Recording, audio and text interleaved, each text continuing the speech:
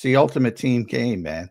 No matter how good you are, nobody's going to say Jamar Chase is not good, but no matter how good you are, especially receiver, you're at the mercy of the vehicle getting you the football.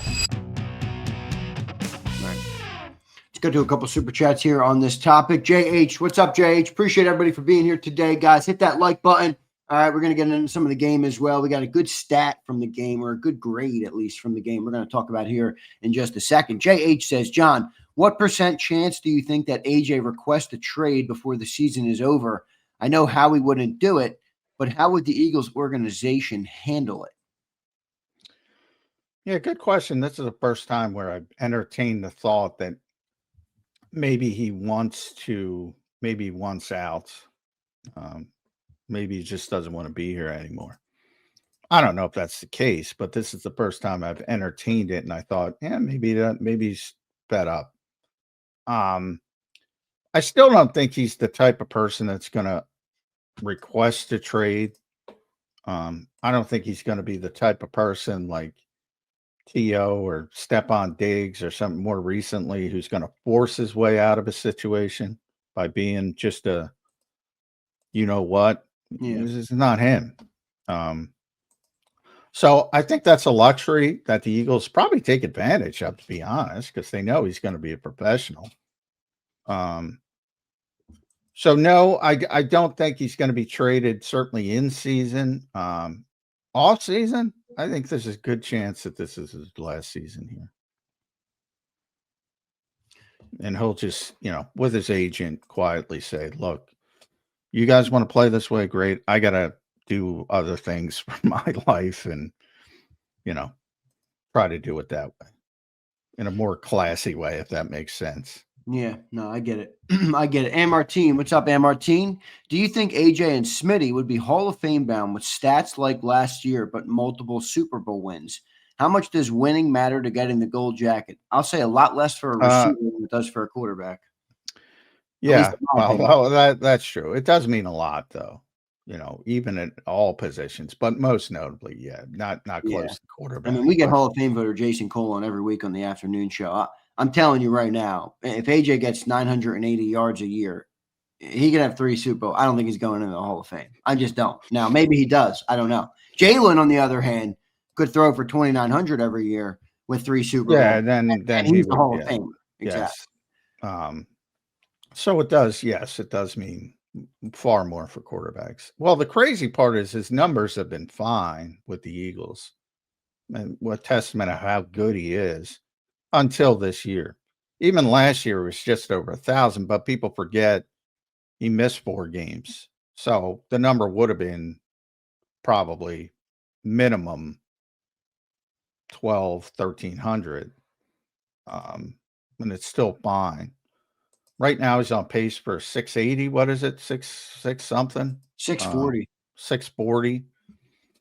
That's brutal. That's brutal. Yeah, that's like almost not even believable. So all you got to do is get the last year's and he's fine. That kind of production. And ultimately you keep thinking those games are coming, and maybe they are. But it's been ugly early, the passing game. It has. Martine, thanks for it's a good question, man. Appreciate your super chat. Here's Dwayne. Dwayne says, J-Mac, why don't you just come out and say Jalen Hurts is the issue? You never liked him as a player. So now Dwayne's trying to speak for you. Yeah, I know. I love him. I've said so many positive things about Jalen Hurts. That's a weird comment. I can't control people. I mean, I don't know. Think what you want. I come out and say what I want to say. I said what I said. The fact that somebody like you takes it the way, that's what happens. That's why I criticized AJ, because, Dwayne Wilkins is going to take that any way he wants to take it, just like you take my words. I said what I said. AJ thinks they're too risk averse. If you want to say, I said, you can point that at the quarterback. You can point that at the coaching staff that pounded it into the quarterback's head incessantly. Do what you want, Dwayne. But that's what I said. Like, the only thing that pisses me off is when people tell me what I said. I know. I'm pretty honest. and I'm pretty logical. So you can take it any way you want. But I know Jalen Hurts fucking doesn't have a problem with me, and I'm there every day. So if I hated him as a player for all this long, lengthy point, and there's so many positive things I've said about Jalen Hurts. Take it up with Jalen because he doesn't have a fucking problem with me. Can't appease these people, Johnny Mac. They think what they're going to think. But the reason I don't think it's Jalen, actually, while we're on this, is because Jalen's made those straitjacket comments, and I'm like, I don't think.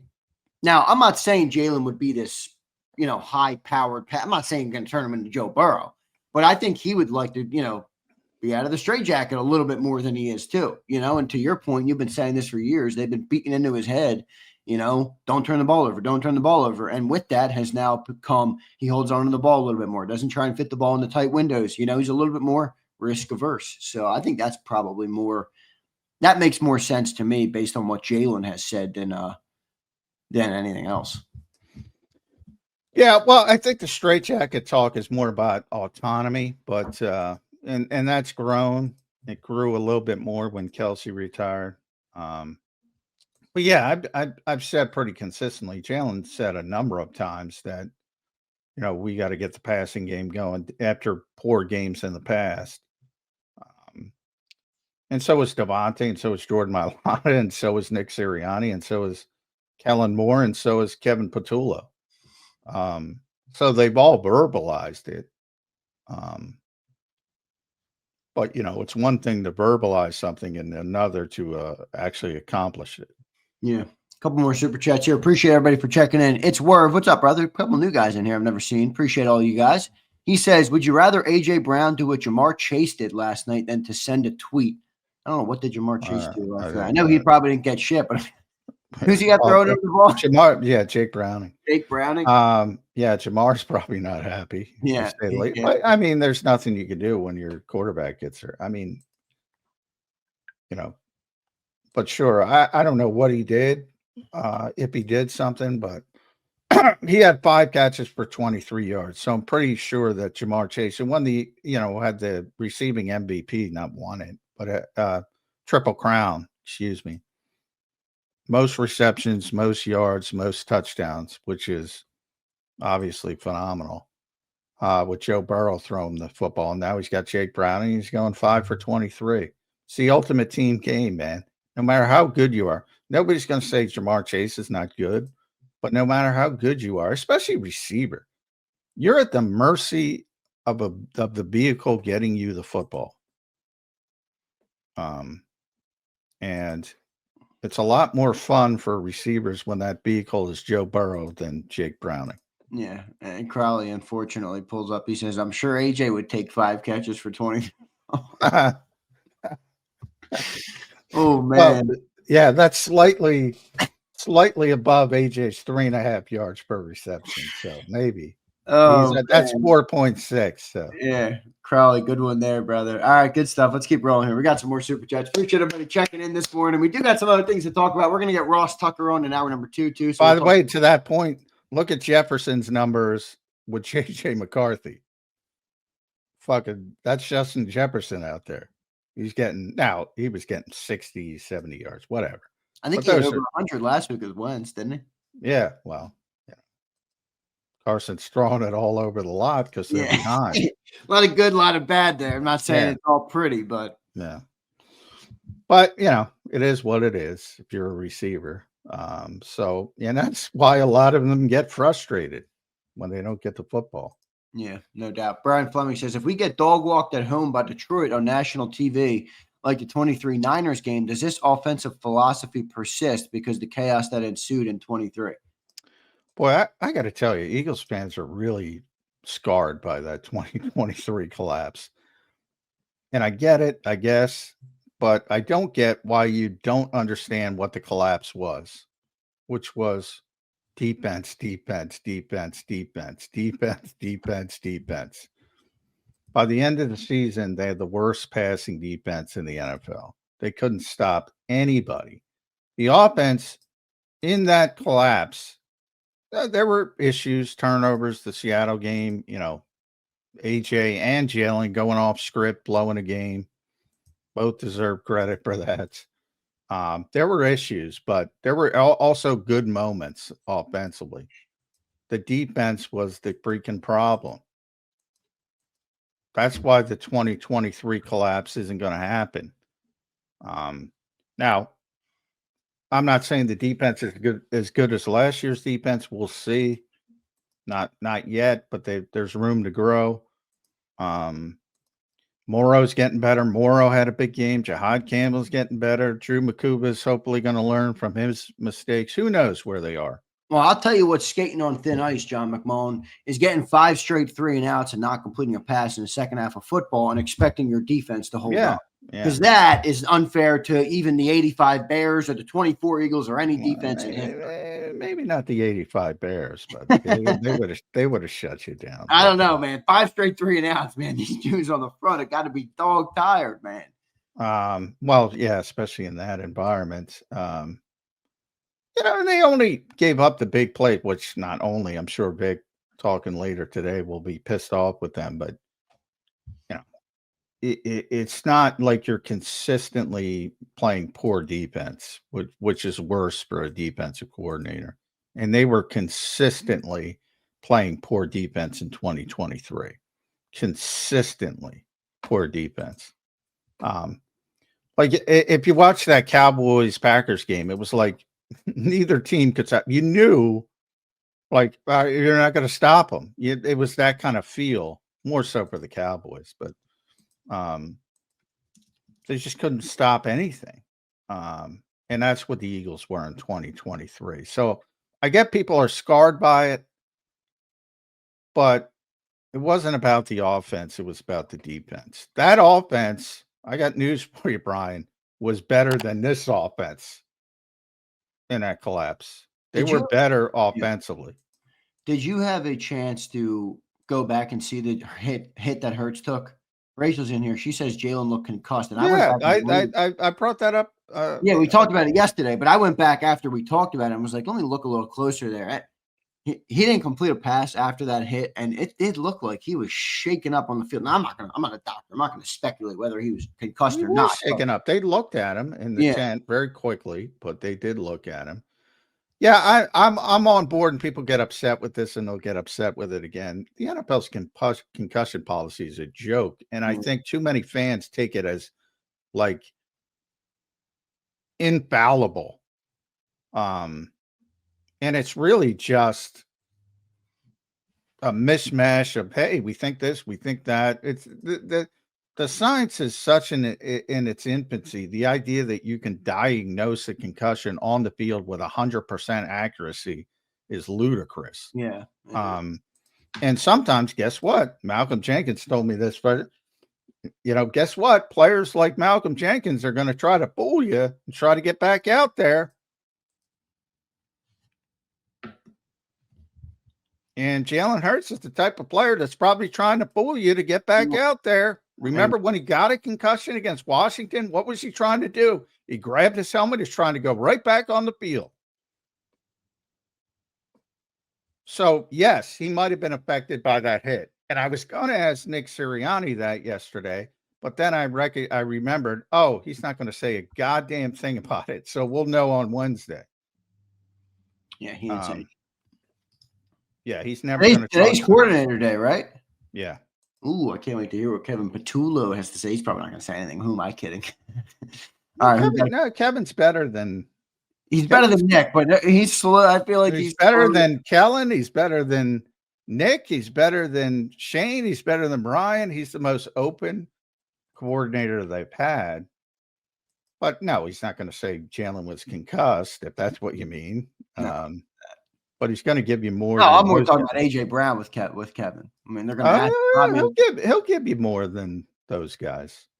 I'm not saying you'll be satiated by it, but he'll give you more. Here's JD3. He says, I think BG slipped up and told us what was going on late last year.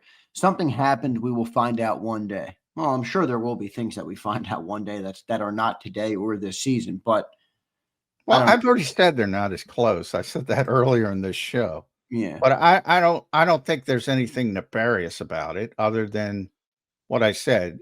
People my age understand, and I don't know how old you are, JG, but you get families and you don't have time for your old friends because you got shit going on with your wife or your children, and you got to take them there and you got to take them in, and you just don't have time. So relationships change. Doesn't mean you hate the guy. I do not think that AJ and Jalen hate each other, but the relationship is not the same as it once was. And I think it has more to Jalen got married. Um, AJ has young kids and is now married, I believe.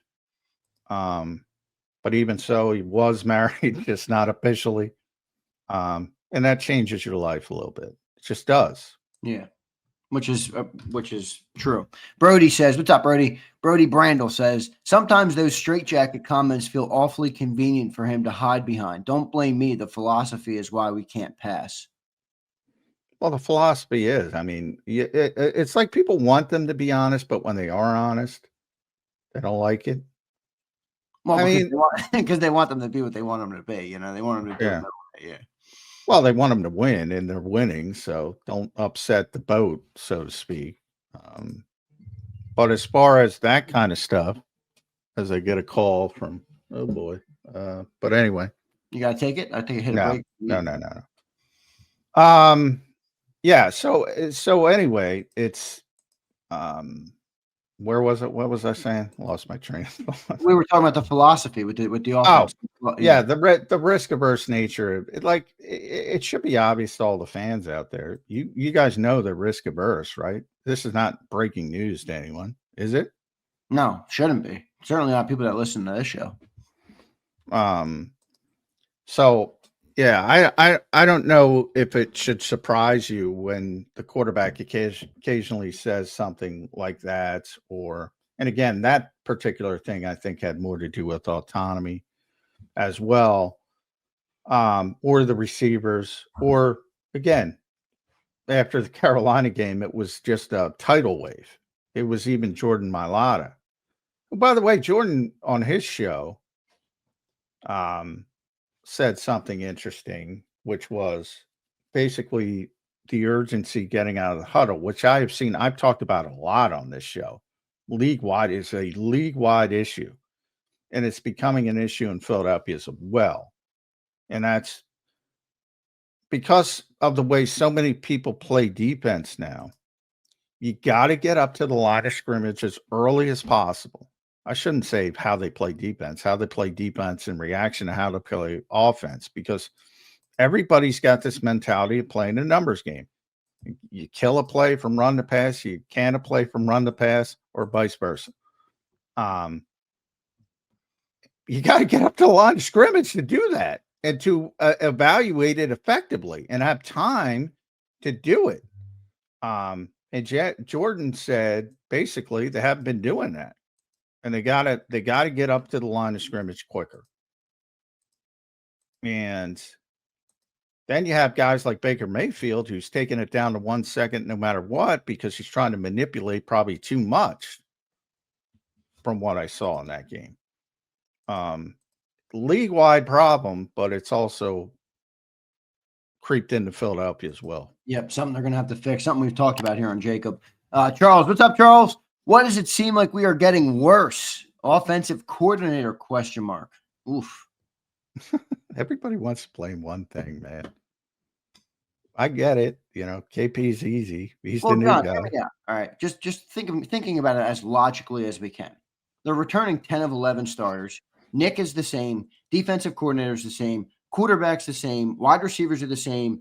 Saquon Barkley's the same. The one change is the offensive coordinator. So to Charles's point, he's asking why we're getting worse. Well, the one thing that changed was the offensive coordinator. So I'm with you. I don't think it's all on him, but I'm just saying that's where I think people are coming from with why they think they're getting worse, and where the problem for that lies. Well, I think it's the same. I think it's the same, So, well, let's take, we did the first four, so we'll do the last four from last season in the regular season. Rams 179, Ravens 118, Carolina 108, Pittsburgh 290. Last 4 with Jalen Hurts is what I'm trying to say. So you had 3 poor performances. One, his best performance since they changed to this philosophy at the week 5 bye. So what has it really changed? No, I don't think it has either. I'm more on that side of it. It looks similar, but It looks very similar. Now this year you have one running game's not there, and the offensive line, John. I mean, hasn't been. I know. Well, that's part of the bigger they part haven't is the been running what game. they were last year, which again is a tough thing to do. But I mean, if you look at, But I'm just talking from a pure passing perspective. This year it's 152, 101, 226, 130. 3 bad games, 1 okay game. There's no 290. So if you want to look at it from that perspective, but there were 3 poor games last year, 1 good game. 3 poor games this year, 2 good halves. Is it really that much different other than what Zander pointed out, the running game not clicking? The passing game has not looked much different at all because it hasn't changed. It's pretty much the same thing. yeah, Nick's offense. Dank says, "What's up, Dank? Appreciate all the super chats today, guys." Dank says, "With all the issues some of us have about KP, I don't remember ever going 100% in the red zone with the experienced Kellen Moore." That's actually a good take. Oh, that's a good point. Yeah. I mean, they're red zone. And by the way, for that prior commenter, that's all Jalen Hurts, man. They are so tough in the red zone because of Jalen Hurts and the dual threat ability, to the point that I never give Jalen Hurts credit for anything. Who's, you're not listening. They are impossible to stop in those situations because +1 is +1, man. And now they're coming up with creative things off the tush push. Like, where's the creative spike in the football there? Is he creative or is he not creative? Or is he creative in the first half but not creative in the second? Does that make any sense to anybody? Like, when things go well, it's creative, and when things go poorly, it's uncreative. Does that make sense to anybody, really, if you step back and think about it? Because everybody says that. Well, what, like, do you think, forget about, take your favorite team out of it. Think about any other team. Think about Ben Johnson, because he is the most creative. When Chicago is struggling, because Caleb Williams can't hit the side of a barn. Sometimes he can, sometimes he can't. Sometimes he can, sometimes he can't. Do you really think Ben Johnson goes uncreative? Like, it doesn't make any sense. But that's where I don't know. Here's Zeal. He says the Peter principle in the NFL is now known as the Patullo principle. What's the Peter principle? Is that when people get something about? You guys got to get off the coaches, man. Not from the standpoint of you can look at the new comment that we get on Jacob about you is that you protect the coaches. You constantly protect the coaches. Well, I protect the coaches from illogical takes. I do, I guess, if you want to call it that. Pick your favorite coach. Pick him. I'm Zander's the one I'm talking to. You can do it. Real Zeal, you can do it. Pick your favorite coach. I can give you 10 games where they look like shit if they've been coaching for longer than 5 years. Why is that? They're so great in one game. Why do they look like a shit in the other game? Why do you think that might be? Talent. Then you get to coaching. If that's protecting, you could say you could take it a negative way if you want to take it the negative way, which is, they're not as important as the players. Newsflash, breaking news, they're not as important as the players. But they are important in the NFL. More important than most professional sports, I'd say. Oh, yeah, by far. Yeah. But again, let's use the biggest extreme in the NFL early this season. Boy, Zach Taylor looks like he really got a good passing offense, good concepts. When Joe Burrow's out there throwing to Jamar Chase and T. Higgins, Right. what a high flying. Then here comes Jake Browning. Yeah. Let's scheme some guys open. Let's scheme Jamar Chase up like he needs to be schemed open. Let's do it. What's going on? No, you're right. Does it make sense to anybody? I mean, look in the mirror and think about does that make sense to you? I'm not picking on you, Sam, but picking on Real Zeal. No, but I got yeah, you. by all means, I'm protecting the coaches. Well, I just said Nick Sirianni, let me say this again, is too freaking risk averse. One more here. Brian Pumper says, watching the tape on a 4-week sample size. Dude, is AJ washed? No separation. How bad was that knee injury last year? His hamstrings might be cooked. But Dr. Chow, Dr. Chow Pumper. Yeah, really. Looking at the film, his hamstrings are cooked. Yeah, really. Yeah, I don't know what to say to that. He didn't get separation, though. But again, I think Benjamin Morrison and Zion McMullen played pretty well, but nobody cares about the opposition. He got separation against the Rams. Again, where is it? Come on, man. Where was that? Right. He had 100 yards and a half. Maybe he got cooked in 1 week. I don't know. Again, illogical. Yeah. Well, interesting. There's a lot of stuff that goes into it. I do think the offensive line is a big thing. And Rachel brings up some good stats here. Let me pull them up. I was looking last night at PFF. It's not pretty right now for the O-line, specifically Cam Jurgens and Landon. Rachel says Landon has allowed 3 sacks and a total of 13 pressures, on pace to allow 12 sacks and 55. Compare that to his career high of 5 sacks and a total of 38 pressures in an entire season, which was 23.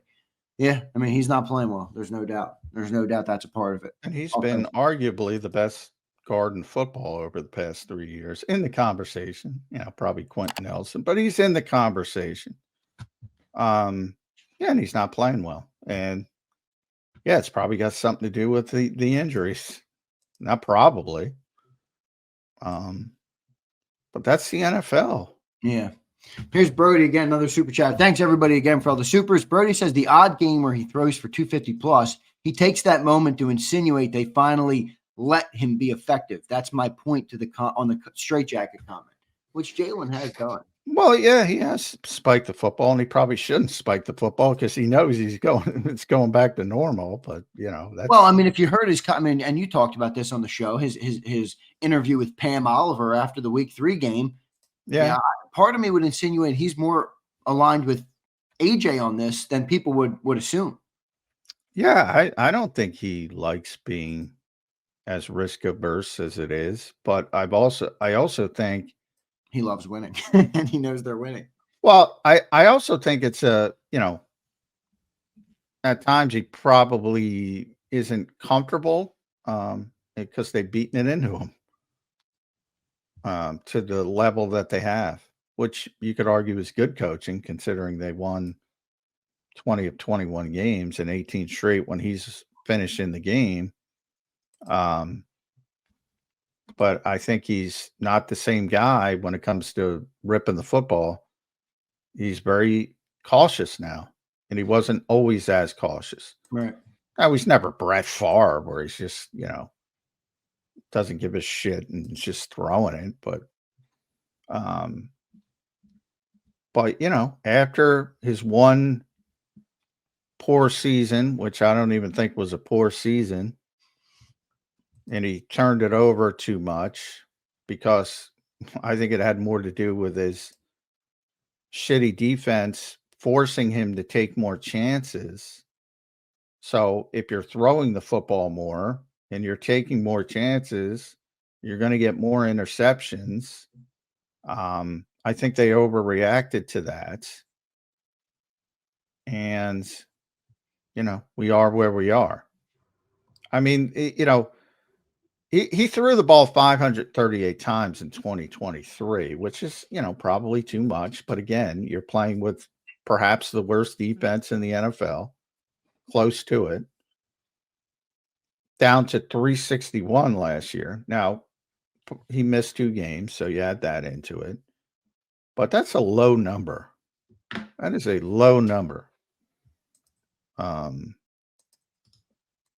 it's, they're risk averse. And that's fine when your running back's running for 2,504 yards, more than anybody else in the history of the sport. Yeah, right. But it ain't fine when your running back is averaging 3.1 yards per carry. Exactly. Eduardo says early AFC, NFC final predictions: Indianapolis and Buffalo, and Philadelphia versus Tampa, Philly, Buffalo for the Super Bowl. I like those predictions, Eduardo. I don't know about Indianapolis, but we'll see how good they are. Dirty Air says the variable on Sunday to me was the hit Jalen took. Happened right in front of me. I don't know what TV showed, but Jalen was dazed and holding his head. Couldn't even get close to a receiver after that. He was 0 for 5 after that hit. Yeah, I've said it a bunch. If that's a non-quarterback, they're ruled out. I'm going to be honest. They're ruled out. Any position. Same thing happens. They're going to take him off the field. They're going to rule him out. Quarterback, they have different rules for. And Jalen probably talked himself out of it, and Right. he tried to do it in Washington last year, and he probably said, I'm fine, and blah, blah, blah. But it wouldn't surprise me at all if that's the issue. I don't know if it is, but it wouldn't surprise me if that was the issue at all. But if he's out there. Right. He's out there. I mean, it is what it is. I hear you. I agree that Dirty Air definitely looked interesting when I went back and rewatched. I mean, I noticed it in real time, but again, he trots back out in the field. You just assume, all right, he's good, and after the fact, it definitely did look dazed. Sasha says Jalen forced the ball to AJ in the second half. 3 times. Yeah, one drive. That's right. Yeah. And also once quickly pass or bubble screen. Why can't they get creative there? Well, I don't mind the bubble screen, even though I hate bubble screens, because I think they needed a layup. Something I never thought I'd hear John say, guys. I don't mind the bubble screen. Well, in that instance, when you got nothing going, I just want a quick layup, and they couldn't even get that done. So, that one drive, that one specific drive, it was past AJ, and there was nothing. It wasn't close on any of them. He got no separation. Jalen, it was ugly. It was ugly. And I don't think either of them, Jalen played a great first half, but a poor second half, and maybe the injury contributed to that. Maybe a potential concussion. We'll see on Wednesday. We'll see, as Nick will say. And AJ didn't play well. That's fair to say too. He wasn't getting separation. Agreed. Jersey Dude says AJ's body language says it all. He's checked out. I don't want to say he's checked out, but he definitely didn't look. I don't know. He's been a pretty good player for this organization. Yeah. I don't think he's checked out, but here we go. I think he's frustrated. I do too. I do. Vulnerable says, this is my plea to JAKIB Nation. Everybody. Stop bringing up 23 every time you feel insecure about the team. Aside from the trauma dump, it's not a fair comparison and shows a lack of depth of understanding ball. Look at that. A plea to JAKIB Nation. Do you guys agree or not? Well, yeah, I agree. I mean, it was not all, but 90% defense. That collapse. And I think that probably the other 10% was Nick Sirianni panicking and going away from Sean Desai, who by no means was great, but I think that showed a clear sign of panic when panic wasn't needed, and it manifested itself, the panic. And things only got worse with Matt Patricia, who probably is a better coach than Sean Desai. Not probably, definitely. But when you do it at that point of the year, and you're trying to change things with shitty talents, right? Work, and it got worse and worse and worse. Yep. Here's Brian Pump. He says, I agree with Sills. This is the worst show on grass. Horrific passing attack compounded with a pedestrian run game. Fugazi 4-0, fellas. Ooh, Pump. Well, there's 2 undefeated teams in the NFL. So true. I mean, All this talk, and we're still one of the. There's only 2 of them. There's only 2 out of 32 teams that are unbeaten right now. there are other ways to win football games than offense, and the Eagles are proving it. And the Eagles are even winning games on special teams. But it would be nice to have a larger margin of error. That I agree with. Yeah, no doubt about it. Good stuff. Appreciate all the super chats today, guys. Appreciate that as always. John, real quick, I just wanted to bring up we're going to have Ross Tucker here in a couple of minutes, and we're limited on time there, so I just want to make sure we're ready for that.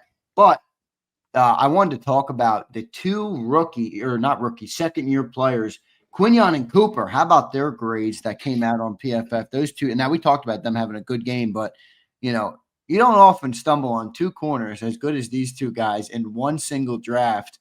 Pretty impressive what those guys have done, John. Quinyon Mitchell and Cooper DeJean. Yeah, it's unbelievable. And then Jahad Campbell, I've talked about a lot. Like the league should be ashamed of itself, allowing the Philadelphia Eagles to get a player like that with the 31st pick. Ashamed of themselves. Ashamed.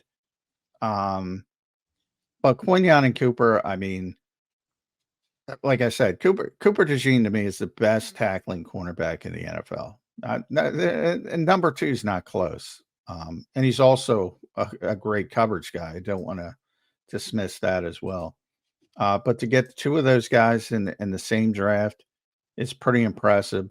The one caveat I would say is Quinyon was really, really, really handsy. And I don't know if that translates from week to week to week to week. But when they're letting you play, to me, the question is, I always bring up Greg Maddux, and I know we got to go. Like Greg, the greatest control pitcher of all time for baseball fans. That's what he would do early in the game. He would say, you throw it, pinpoint control, an inch outside. All right, he gave me that strike. I'm going 2 inches outside. Will he give me that strike? And then if not, he'd adjust and come back in. That's what Quinyon, if he's doing that and saying, all right, they're letting me play, I'm going to get really physical. That's like Slay. That's a really good thing. If that's just the way he's playing, he's going to get some PIs with certain crews. Yeah, no doubt about it. They definitely are playing good. And Keely Ringo, John, graded out 60, almost a 66 grade, 65 in coverage. Should have been higher because they never went at him. I know. I want to ask Ross about that. What the hell is Baker Mayfield doing? All this great Baker Mayfield talk. Dude, that's Keely Ringo, not Quinyon Mitchell. Well, he had a bad tackling grade, Ringo, which I think we all all expected after some of the missed tackles that he had. But he's not a good tackler. Yeah, he's not Cooper. No, he's not Cooper. None of them. I think you're right. He's the best tackling cornerback in football, Cooper DeJean. That is not hyperbole. He is the best tackling cornerback in the NFL. Yeah, no, by far. They're playing good. You think Ringo's done enough to kind of at least keep? For me, he has. We'll see. We're going to talk to Vic today. For me, he has. He's already better than Adoree and Jakorian. Jakorian's hurt, but maybe, yeah, some people need that light the fire. Maybe it helped him take a step back and go back in there. And he wasn't great, but he wasn't tested that much. But I think he showed a lot more than those guys. Yeah, no doubt about it. He did, which is good stuff by everybody. Appreciate all the super chats today, guys. We're going to get Ross Tucker up here in a couple of seconds, or whenever he joins in the green room, we'll go to him. But the Birds are sitting at 4-0, which is obviously a good start. That thing that Mailata mentioned yesterday, John, I do think is something to keep an eye on too. With you and Sills have been talking about that on the postgame shows, where they got to get out of the huddle quicker. Especially if Jalen's doing more reading at the line of scrimmage. So that's something to keep an eye on. I thought that was an interesting. Yeah, that's a league-wide problem too. Yeah, man. League-wide. Why is that, John? Why is it so league-wide? Well, one, I think you have egos of offensive coordinators who are too obsessed with. There's a lot of different reasons. Sometimes it's the quarterback because you're out there and they're trying to take it too far at the line of scrimmage. I thought Baker is in that category, to be honest, on Sunday. Carson Wentz was in that category, and they're just taking too long and they're having problems with the play clock. So a lot of it is And Ross, he does Westwood games, so he sees the rest of the league. So he'll be interesting to talk to about that. But I think it's a league-wide problem. And the fact that Jordan Mailata brought it up, I think, is indicative of, look, you got to get out of the huddle quicker. There's got to be a bigger sense of urgency. That's the way they play defense. So you got to figure out what's going on. You might have to can the play. And if you do that, you need time. And if you don't have time, you're going to run into a bad look or you're going to pass into a bad look, as Tom Brady explained. It's the secret to modern quarterback play. Yep, no doubt about it. Definitely something the Eagles are going to have to address.